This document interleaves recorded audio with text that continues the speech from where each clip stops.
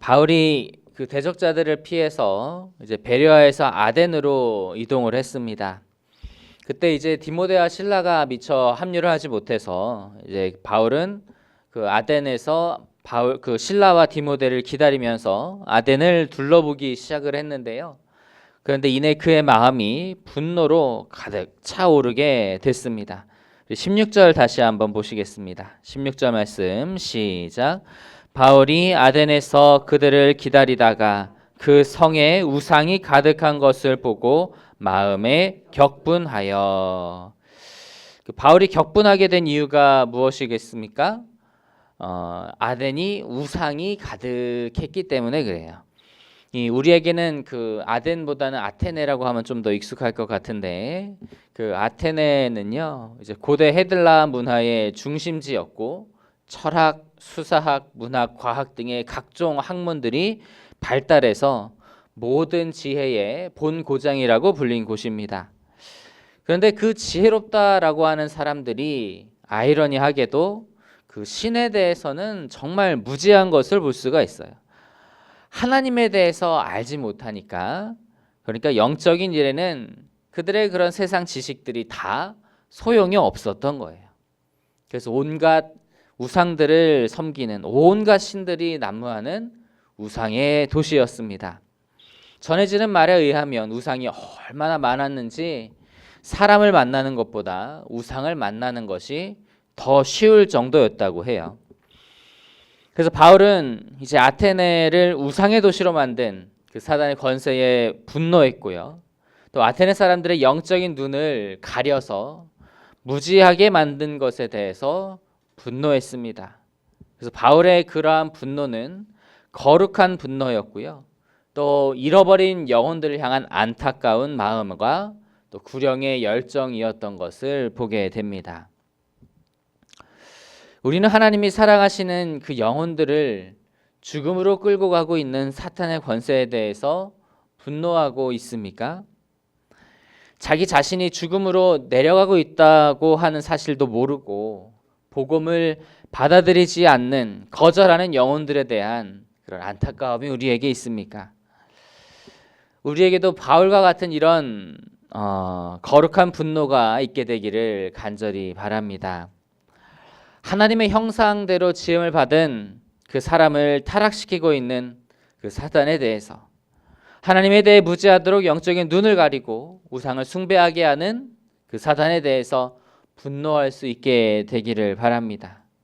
그리고 그 사단의 손에 죽어가고 있는 영혼을 구해내기 위해 애쓰는 그 구령의 열정이 우리 가운데 있게 되기를 간절히 소망합니다. 아테네 사람들의 그 심각한 우상 숭배로 지금 바울이 격분했어요. 그래서 가만히 있지 못하고 나가서 전도를 하기 시작을 합니다. 우리 17절과 18절 말씀을 보시겠습니다. 17절과 18절 말씀입니다. 시작. 회당에서는 유대인과 경건한 사람들과 또 장터에서는 날마다 만나는 사람들과 변론하니 어떤 에피쿠로스와 스토아 철학자들도 바울과 쟁론할세. 어떤 사람은 이르되 이 말쟁이가 무슨 말을 하고자 하느냐 하고, 어떤 사람은 이르되 이방 신들을 전하는 사람인가 보다 하니 이는 바울이 예수와 부활을 전하기 때문이러라. 바울은 아테네에 있는 회당에서는 유대인에게 복음을 전하고, 그리고 장터에서는 만나는 사람마다 복음을 전하려고 애썼습니다. 이 장터가 이제 헬라어로는 아고라라고 하는데, 그 사람들이 왕래하면서 여러 가지 시장뿐만이 아니라 여러 가지 정보도 교류하고 서로 지식적인 이야기를 나누는 그런 장소였었어요. 그래서 그것을 활용해서 계속 만나는 사람마다 전도를 한 겁니다. 왜냐하면 그쪽에 있는 그 지식인들이 하는 일 없이 늘 그냥 그런 얘기하는 것이 하루의 일과였거든요. 그런데 이제 그렇게 철학이 발달하고 또 토론과 비판이 익숙했던 그 아테네 사람들에게 전도를 하다 보니까 이 전도가 이제 변론의 형식을 띠게 됐어요. 근데 이제 바울이 어떤 사람입니까? 이제 가말리엘 문화에서 공부한 석학 아니겠습니까? 이제 바울도 굉장히 머리가 똑똑한 사람이고요. 또 헬라 철학에 대해서는 그도 제법 박식했을 거예요. 그래서 바울이 변론하는 것에 대해서 이 아테네 철학자들이 당혹해 합니다. 우리에게도 유명한 그 학파들이 나와요. 뭐 에피쿠로스나 스토아 학파의 그런 학파의 이름이 나오는데 그 철학자들과 바울이 논쟁을 하는데 바울이 전혀 밀리지를 않는 거예요. 그러니까 이제 그들은 그 아테네의 학자들이라고 해서 자기의 그런 프라이드가 있는데 이제 말이 되지를 않으니까 바울 보고 무엇이라고 말하냐면 말쟁이라고 합니다. 이 말쟁이라는 말은요, 원래 그 이삭을 주워 먹는 참새나 들판에서 곡식을 주워 먹는 그런 까마귀 이런 것들을 의미하는 단어였었는데요. 그 관용어로는 시장에서 그런 쓰레기를 치우는 사람들을 가리키는 말이었어요. 근데 이게 철학자들이 쓸 때는 어떤 그 변론하고 토론하는 사람들이 어떤 말로 쓰냐면요. 자기 주관도 없고 어디서 주워들은 그러한 지식들을 막 쓰레기처럼 모아와 가지고 떠들어대는 사람을 가리킬 때 이 말쟁이라고 불러요. 그러니까 어때요, 느낌이? 매우 좋지 않죠.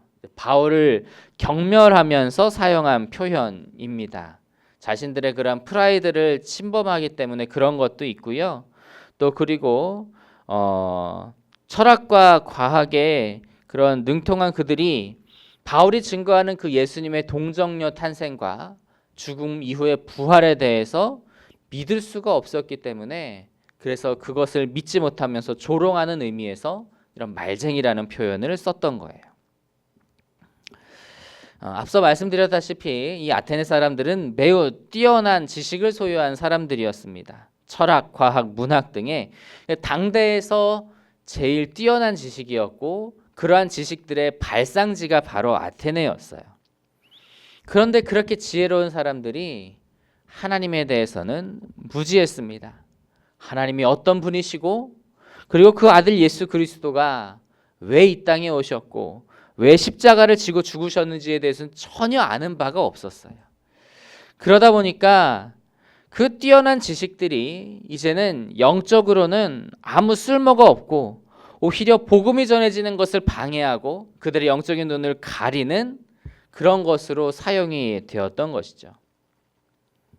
지금의 시대가 좀 그런 면들이 많이 있는 것 같아요. 이제 과학이 계속 발전을 하다 보니까 그러니까 이제 많은 사람들이 과학은 신뢰를 하는데 성경에 대해서는 이제 신뢰하지 않습니다. 성경이 과학적이지 않다고 생각하고 성경을 믿는 사람들이 점점 줄어만 가요. 근데 그 사람들이 한 가지 간과하는 사실이 있어요. 그것이 무엇이냐면 이 과학이 절대적인 게 아니라고 하는 겁니다. 그러니까 현대의 과학은요, 현대 수준에 맞는 것까지만 증명할 수 있어요. 그 수준에 넘어서는 건 증명할 수가 없고요. 그래서 여러 가지 가설을 통해서 하나하나 찾아가고 있는 게 과학이에요. 그러다 보니까 지금까지 과학이 발전해 오면서 수많은 가설을 세웠고 뭐 몇 가지 입증하였던 것이 있었다 할지라도 뒤바뀐 것이 굉장히 많습니다. 과학이 발전하면서 그것을 뒤엎어지는 것이 굉장히 많다는 거예요. 그러니까 이게 무슨 말이냐면 앞으로 과학은 발전하면서 지금의 그런 증명된 것들이나 지금의 지식된 것들도 바뀔 게 많다라고 하는 거예요. 특히 이제 영적인 영역에 대해서는 더더욱 그렇습니다. 영적인 영역에 대해서는 과학이 증명할 수 있는 것이 별로 없어요. 그래서 때로는 그런 믿음에 반하는 그런 과학적인 지식들이 등장을 하지 않습니까? 뭐 뉴스에도 많이 나오고 그럴 텐데 그러한 것에 대해서 너무 혼란스럽게 생각하지 마시기 바랍니다. 하나님께서 우리에게 주신 그 영적인 지식을 가지고 세상을 바라보고 하나님의 일하심을 바라보는 것이 바로 지혜입니다. 그 과학적인 그러한 일부의 지식들은 또 시간이 지나면 다시 증명이 다시 되어야 할 그러한 것들이 많이 있기 때문에 그러한 것보다 하나님께서 우리에게 주시는 그 참 영적인 지식을 가지고 우리가 그것을 붙들면서 살아가는 저 여러분이 되시기를 간절히 소망합니다.